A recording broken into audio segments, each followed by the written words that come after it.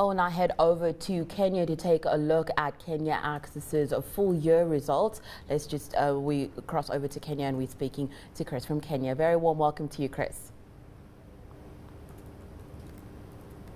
Kris, can you hear me? I missed that. Can you hear me? Yes, now I can hear you. Oh, fantastic. Well, Thank you. Afternoon, how are you doing? Very good afternoon to you. Well, we do want to just take a look at your full year results there. It seems as though you came back to positivity, quite a turnaround from where you have been. Just give us a little bit on how you did manage to turn the story around for your company. Well, I think, yes, definitely coming from a negative 8 million loss to 109 million profit in a year has been a very difficult turnaround. I call it a V-turn as opposed to a U-turn. But most of our focus was on just making sure that we kept our eyes on the top line growth, pay down a major part of our debt while still investing in infrastructure of the company for growth. And the strategy has worked, and you can see positive growth both on the top line and also on the profit after tax. Kris, let's just talk a little bit about competition in Kenya. Really, really huge. You've got big players, and that seems to have been a problem in the past. I mean, in any industry it would be.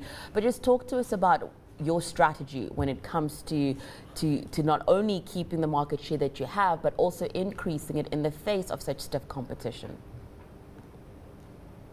Yes, that has been very difficult because the competition has stiffened up, especially since June of 2009 when we got new fiber optic cables into the country. Our strategy on that has been to focus on the niche of the corporates, which that's where we're strong, that's where there's a lot of growth, and we've been able to do more in terms of increasing the capacities that the corporates want or need from us, as opposed to going after totally new business. It's been a mix of both, but our focus has been on the corporate niche of the market as opposed to going retail or mass market like the rest of our competition. Let's just talk about growth. Right now you're operating in Kenya. Do you plan to expand to other African countries?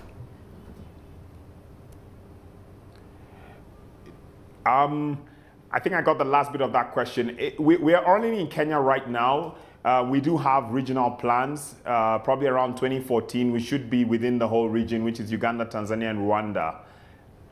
I want to talk a little bit about your growth. And since your launch in 2000, you grew at a surplus of 200% in each of the first 3 years of operation. Do you ever think that you're going to see that kind of growth again?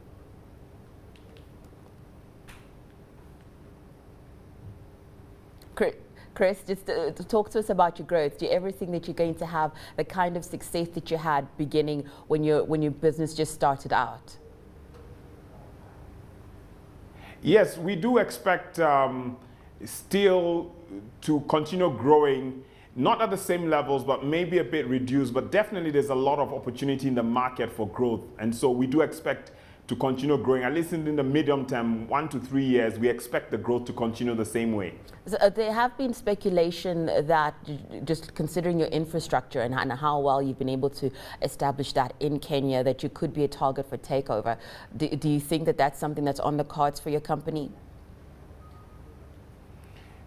Being a public company, obviously, we're always open to conversations and discussions.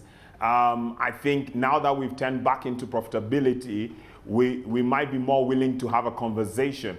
I mean, our share price is very low in terms of what the value of the company is, and so we're looking at first working on that to get to a reasonable value, and then after that, obviously, we are ready to have a conversation with anybody and everybody who can help to grow the business. Thank you so much, Kris. Kris Senanu is Managing Director of AccessKenya.